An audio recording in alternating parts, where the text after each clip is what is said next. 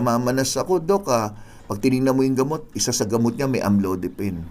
Ay pag ganon, ang unang tatanong ko, baka naman yung manas mo walang kinalaman sa gamot, baka sa kinain mo. Ano ba kinain mo kagabi, nung isang araw? Dok, kumain ako ng tuyo. Abay, gusto ko yung binagoong ang baboy. Lahat po yan maalat.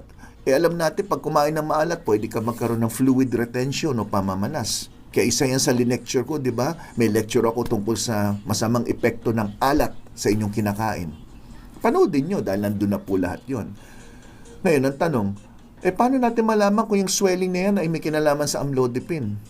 Halimbawa, matagal mo na siyang iniinom, about 6 months or more, pero wala kang manas.